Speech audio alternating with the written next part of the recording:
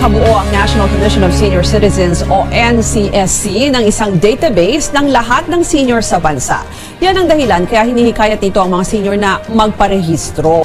Kaugnay niyan, makakausap natin sa ating serbisyo ngayon si NCSC Chairman Franklin Quijano. At pwede rin po kayong sumali sa aming talakayan, i-post ang inyong mga tanong o komento sa aming Facebook Live. Magandang hapon po, Chairman Quijano.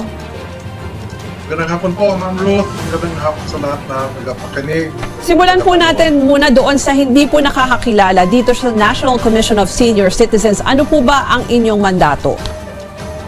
Okay, ang National Commission of Senior Citizens was organized and signed into law noong July 25, 2019.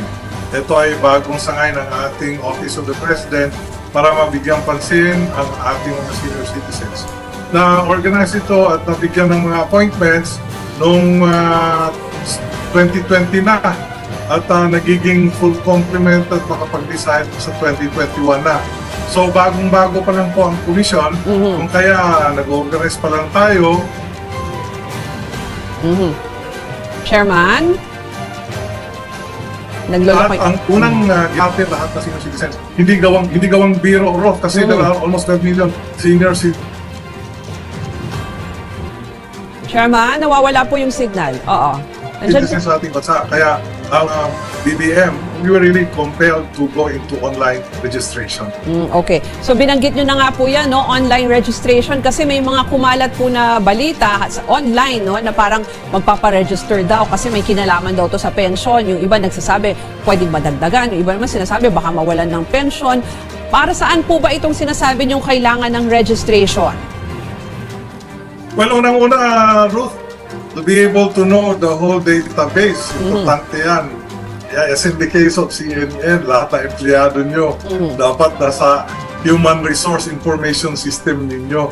Yun din ang pangangailangan ng mga seniors. Kilala natin, alam natin saan sila, saan pinanganak, saan nakatira. So, yan po ay importanteng bagay.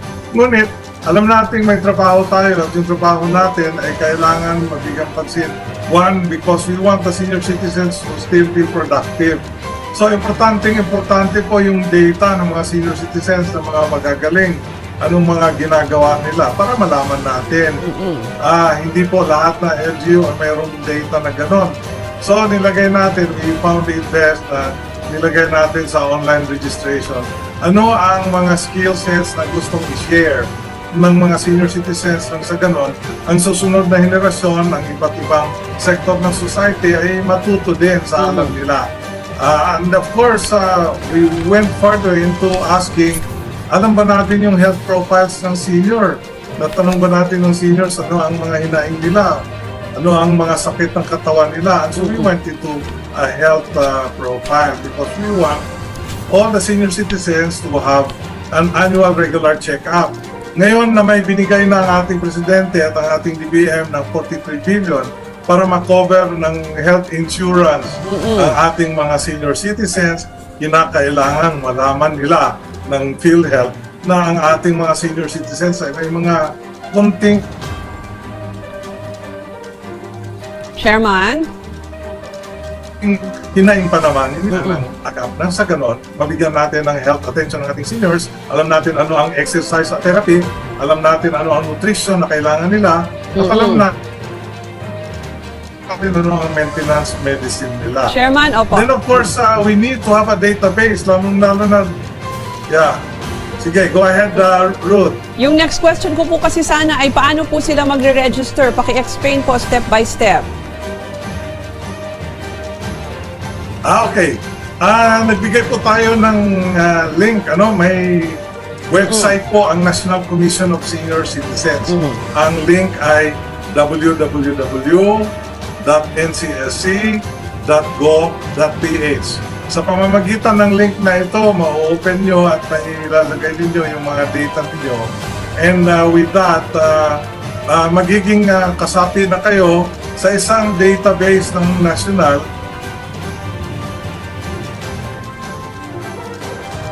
Nang sa ganon, pagdating naman, kilala rin kayo, makikita na namin kayo, may address kayo, at alam na namin kung ilang taon. So, yan po yung magiging importanteng bagay para sa centralized na database At sa ngayon, we would like to proudly tell you na limang buwan pa lang halos, or almost 6, maabot na tayo ng 1.86 million. So ang target natin is beyond expected, maabot natin ang 9 million by the end of this year, lalong-lalo na kung talagang magko-cooperate yung lahat. Sige Pati po ang mga OFW ng senior citizens sa Ruth, baka makalimutan natin, may mga OFW na rin tayong mga senior citizens Sige po, oo. kasali po sa database. Sige, Chairman, mamaya ipagpatuloy natin ang ating pag-uusap tungkol dito sa pagre-register ng mga senior citizens. Kasama pa rin si NCSC Chairman Franklin Quijano sa pagbabalik ng newsroom ngayon dito sa CNN Philippines. Balikan natin ang ating serbisyo ngayon. Pinag-uusapan natin itong registration para sa senior citizens kasama si National Commission of Senior Citizens Chairman Franklin Quijano. Chairman, yung kanina binanggit nyo yung registration para sa database online. Meron po ba ito? Halimbawa kung hindi ka naman techie, sila lolo't lola, meron ba itong in-person or pwede bang pumunta sa opisina? Opo, Ruth, but what we are looking at really is, alam mo pa yung mga senior citizens, may mga anak at mga apo na magagaling din. So we were hoping na tutulungan sila ng mga anak at mga apo.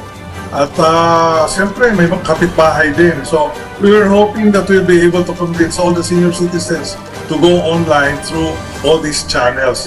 But kung talagang wala, then of course, we will be very happy to receive a printed copy. Although ang nakikita natin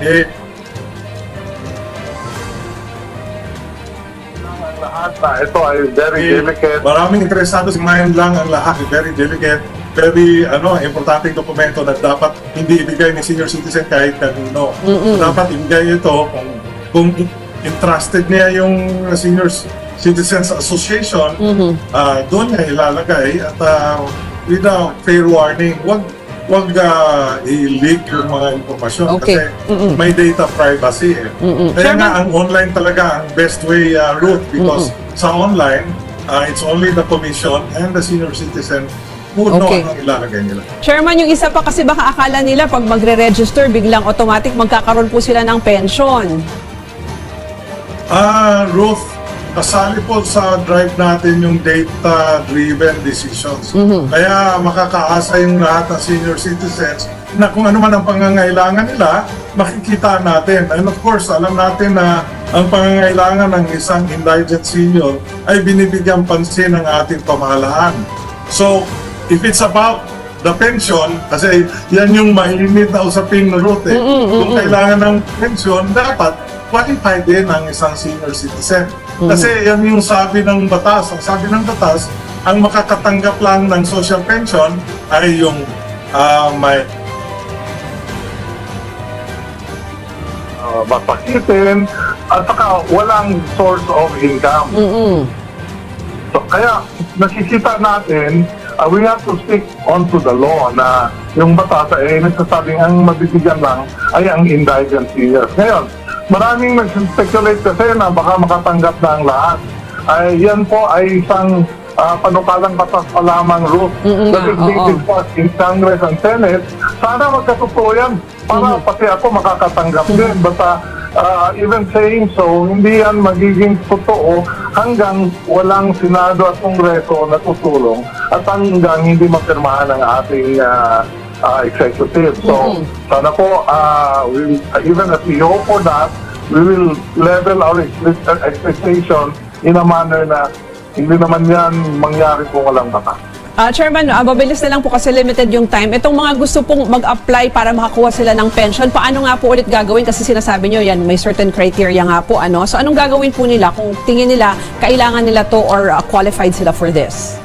Well, sa ngayon kasi, Ruth, ang nagbibigay pa ng social pension ay ang DSWD pa.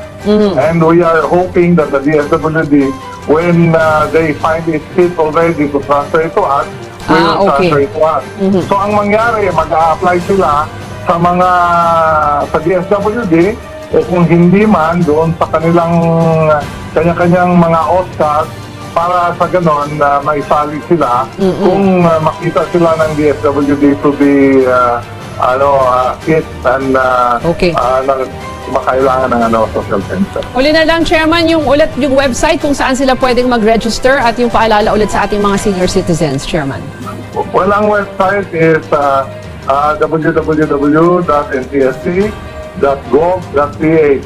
And sa website na yan, makikita nyo yung online form at may limang field dyan, ano yung pangalan, saan sa nanganak, ano yung sinanganak, saan ang address, yung mga anak nila, tapos yung skills, tapos yung economic profile, and of course the health profile. Okay. Itong mga programang ito ay pinupurso natin, lalong-lalo na alam natin na may mga disasters ang Pilipinas na kailangan ding bigyan pansin ng ating mga senior citizen at dapat malaman natin kung saan ang mga seniors at anong mga pangangailangan nila. Okay. So we need centralized data. Maraming salamat, bro, sa oras na binigay nyo Marami para po. maliwanagan ang ating seniors.